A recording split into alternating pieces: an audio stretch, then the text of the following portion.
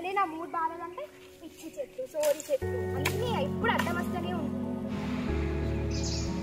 ఏ పద్దు ఆగు ప్లీజ్.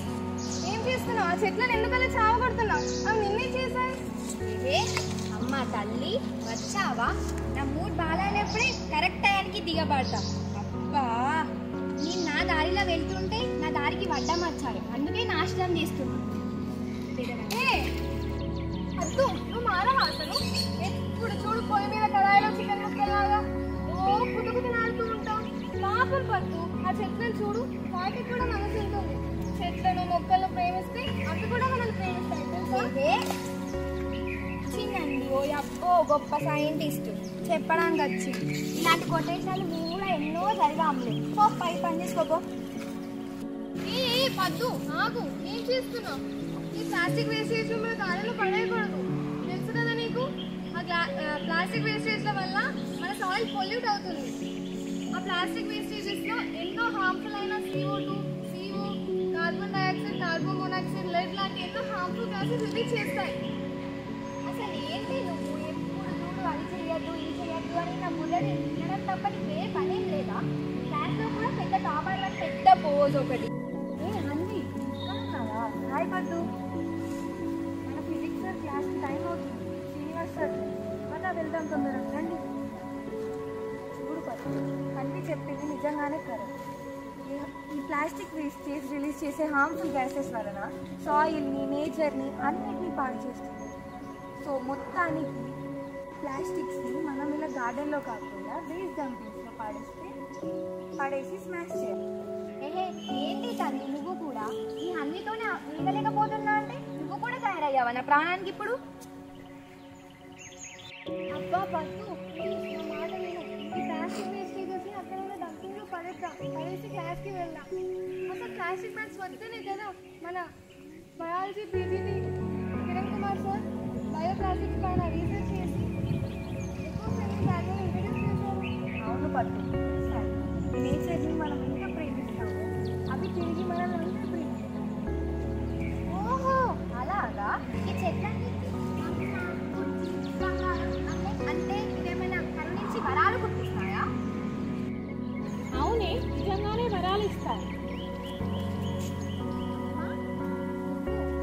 ఇక్కడ ఎప్పుడు వచ్చావు? జస్ట్ ఇప్పుడే పద్దు, మీ కజిన్ సిస్టర్ మ్యారేజ్ కదా, అందుకే నేను తీసుకెళ్దామని మీ హౌస్కి వెళ్తే బ్యాక్ సైడ్ గార్డెన్లో ఉన్నామని చెప్పారు. అయినా మీ ఫ్రెండ్స్ అనే దాంట్లో తప్పేముంది? చెట్లని ప్రకృతిని మీరు చేయకపోయినా సరే కానీ వాటిని నాశనం చేసే పనులు మాత్రం చేయదు. వీలైతే 4 మొక్కలు నాటాలి. అవి మన వాతావరణాన్ని ఎంతో శుభ్రంగా ఉంచుతాయో తెలుసా? మనలో అపార్ట్మెంట్లో ఒక్క చెట్టు చేయమైనా ఉందా? సమ్మర్ వస్తే ఎంత ఇబ్బంది పడిపోతామో నీకు తెలీదా? అయినా అన్నీ ఏమన్నదని నేను ఎందుకు ఓ తన మీద ఊరికి ఫైర్ అయిపోతావు? ఏమందా? ఎప్పుడు చూడు అది చెయ్యి ఇది చెయ్యొద్దు, అలా ఉండు ఇలా ఉండద్దు అని ఎప్పుడు విసిగిస్తూనే ఉంటుంది. అది నా ఫ్రెండ్ ఏంటి పెద్ద మైండ్ ఈటర్ వేస్ట్ ఫెల్.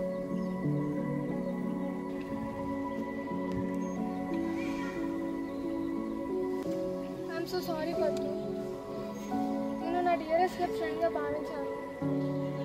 జస్ట్ అందుకే అప్పుడప్పుడు జస్ట్ సజెస్ట్ చేస్తూ ఉంటాను. But at last just remember one thing, ఈ ప్లాంట్స్, ఈ నేచర్, ఇవన్నీ వీటి వల్ల మనకి ఎంతో ఫ్రెష్ ఎయిర్ వస్తుంది. మనం రోజు వాడే కాస్మెటిక్స్, డ్రెస్ మెటీరియల్ ఇవన్నీ నేచర్ నుంచి వచ్చేవే. మనం రోజు ఇంత హెల్తీ ఫుడ్ తింటున్నామంటే దానికి రీజన్ ఈ ప్లాంట్స్, ఈ నేచర్. మిస్ చేసే ఫంక్షన్స్ మిస్యూజ్ చేసిన, లివర్, కిడ్నీ, హార్ట్ చేసే ఫంక్షన్స్ మిస్యూజ్ చేసిన రోజుకి లక్షల్లో ఖర్చు అవుతుంది. కానీ రోజు మనం ఇంత హెల్తీగా ఇంత న్యాచురల్గా జీవిస్తున్నామంటే దానికి reason, the one and only reason is this plants and this beautiful nature. This is my theme.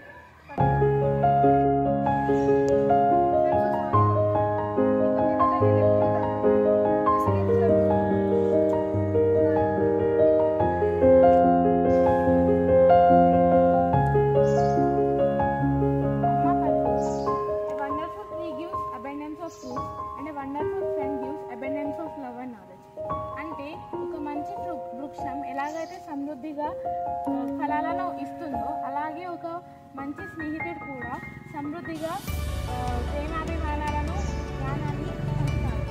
లైఫ్లో ఇలాంటి మంచి ఫ్రెండ్స్ని ఎప్పుడూ వదులుకోదు.